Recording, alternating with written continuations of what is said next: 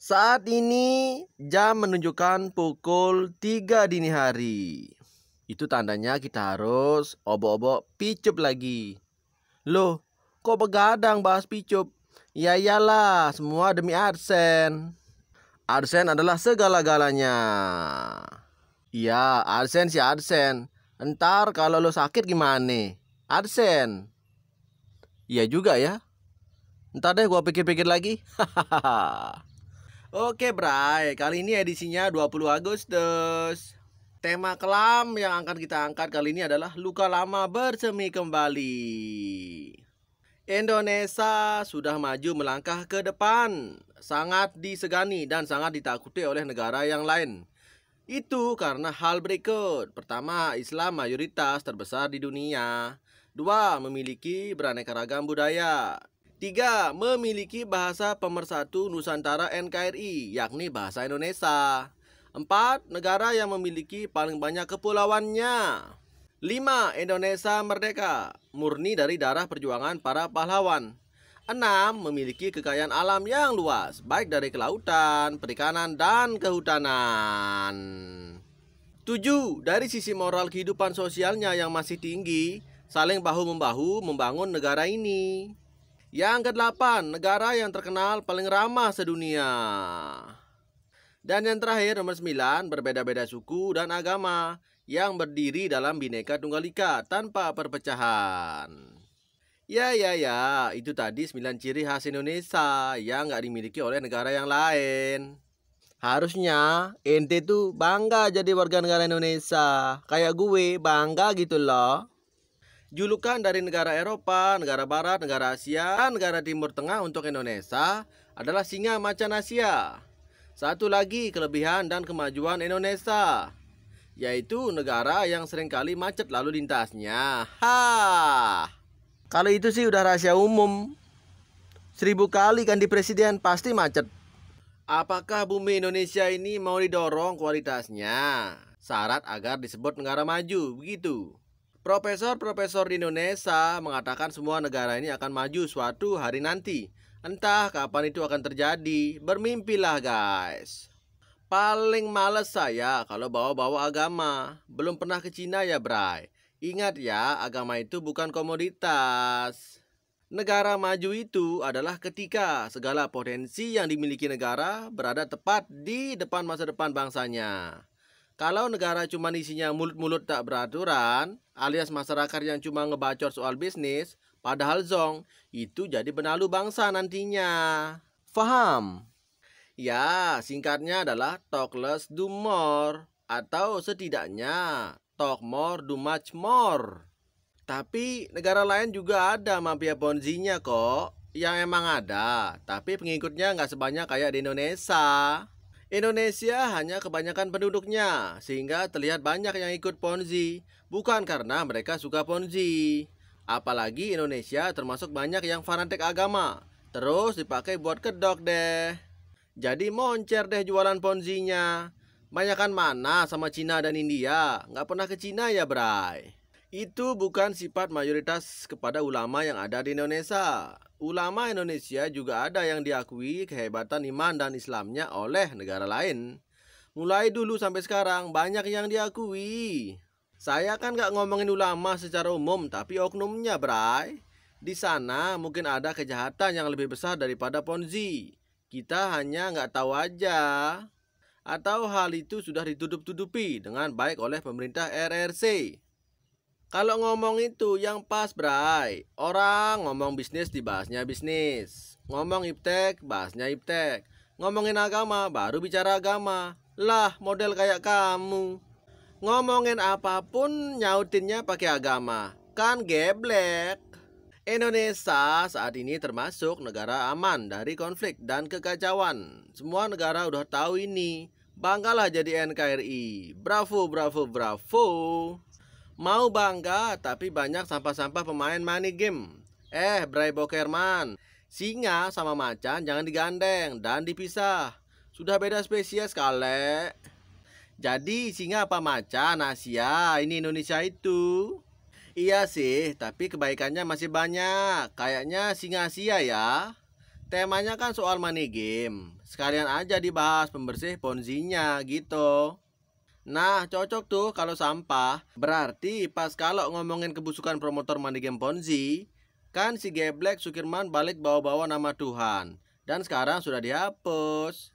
Money game Ponzi adalah sampah kecil yang pernah terjadi di berbagai negara. Sampah terbesar adalah di mana manusia melupakan Tuhan dan Rasulnya. Di negara USA saat ini lagi krisis manusia mutiara. Kebanyakan manusia sampah yang lupa pada Tuhannya. Keadaan ini sangat berbahaya karena mengandung bom waktu kekacauan yang suatu waktu akan meledak dahsyat. Dan serta-merta akan mengancam kehancuran negaranya sendiri. Lalu apakah negara USA ini yang saudara banggakan kemajuannya? Dari sisi kemanusiaan intelektual begitu. Manusia mutiara itu hanya dilahirkan dari agama. Temanya kan soal kualitas negara. Itu kualitas juga. Boker, kamu gak punya bahan lain selain bawa-bawa agama mulu, Sukirman. Malam tahun baru, hari yang agung. Langkah kaki semakin bersemangat. Bukan sekadar merebus jagung, tapi mensyukuri diri dengan semangat. Muharram, bulan yang mulia, tak terasa datangnya membuat diri mengingat tentang apa saja yang telah diperbuat. Gadis dan janda yang membuatku tergoda. Yang menyesakkan dada, begitu cantiknya, bibir sensual, mata yang indah. Udah bagus-bagus puisi, kok nyambung ke janda, adeh, dasar. Muharram, bulan yang indah, sampai tak berkedip mata memandanginya. Bersyukur atas nikmatnya. Bahagia diri diberi kesempatan umur, sehat, rezeki untuk menikmatinya. Semoga menjadi lebih baik lagi ke depannya dan melimpah ruah karunia-Nya. Pakai nalar manusia aja, Kir. Tiap dapat duit dari aplikasi money game, selalu bilang ini rezeki dari Tuhan gitu ya. Saya kalau membahas sesuatu udah kebiasaan dari hal terbesar menuju pembahasan terkecil.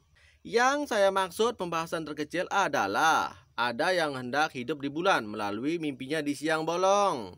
Pembahasan manusia tinggal ke bulan dan kuda lumping. Kuda lumping? Tambah gak nyambung nih, aduh. Bagiku lebih berkualitas kuda lumping yang pemainnya walaupun sering kerasukan. Karena kuda lumping hal nyata. Tapi tinggal di bulan untuk selamanya adalah hoax dan error belaka. Bagi lo Sukirman emang hal itu nggak mungkin. Tapi bagi negara Amerika dan Rusia hal itu sangatlah mudah. Bagi mereka nggak ada yang tidak mungkin. Jangan mudah error otak saudaraku. Kalau ada pembahasan yang lain di dalamnya disisipkan agama. Biar hatinya juga ikut cerdas intelektual. Bray Bokerman, makanya kalau ngomong jangan asal jeplak aja. Asal bisa ngoceh aja lu boker-boker. Entahlah, mau singa, mau macan terserah. Yang pasti, lu tuh rajanya singa, Kerboker. Iya, raja singa taek sapi tapi. Apakah saudara tahu sejarah dari julukan macan Asia bagi Indonesia? Julukan macan Asia ini adalah pemberian dari Eropa dan Barat. Macan Asia tetap melahirkan macan Asia, bukan bebek melahirkan macan atau sebaliknya. Iyalah. Kalau dengar kata bebek jadi ingat sesuatu. Baru kali ini pembahasan kita nyambung. Nyambung palan dasmu. Jangan pernah bosan untuk terus merasa bodoh. Teruslah mencari ilmu dan jangan menutup diri darinya. Aduh, udah kayak bebek bekdung yang terus mencari ilmu sambil bermain air. Coba dimunculkan dulu game bebek yang bermain air. Mata hatiku ingin melihatnya. Serasa terhibur begitu. Game itu mengandung pesan tersirat dan tersurat yang sangat penting. Ingat dirimu, maksudnya Kerboker. Ada yang punya game bebek itu enggak? Dimunculkan dong. Mantap, berarti hati dan otaknya Sukirman masih bisa diisi ya. Diisi sampah tapi, otakmu yang konslet yang mau yakin pitup on ya, Kir. Udah tobat, Sukirman sekarang memilih jadi YouTuber, bukan VTuber lagi. Kalau udah penuh isi otaknya, udah gak bisa diisi lagi hal-hal yang bermanfaat lainnya. Maka jangan pernah menutup diri. Biar duniamu terasa luas dan pandanganmu sejauh mata memandang, terbentang luas seperti langit. Ngomong apa lo? Kenapa ya mantan bebek tunggu seperti saya yang memilih untuk jadi YouTuber? Motifnya apa coba? Jauh lebih baik membuat konten YouTube daripada menyiarkan YouTube aplikasi haram gerombolan maling itu.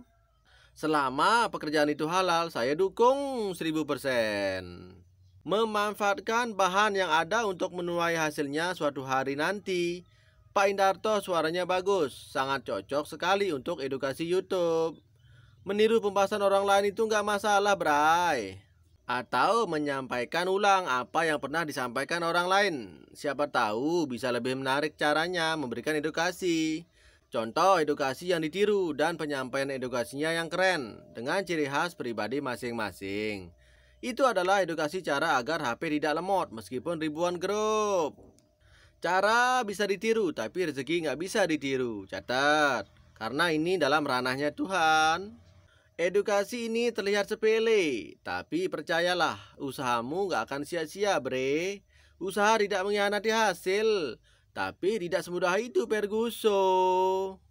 Lo kate gampang, kayak ngebalikan telapak tangan. Enggak lah, semua butuh pengorbanan. Itulah dia akhir cerita Picup di pagi buta ini. Semoga Anda tambah buta dan tambah menyesal. Ha. Woi, kenapa doa lo jelek mulu ya? Ya iyalah, soalnya doa bagus gue udah habis. Stres gue. Ha.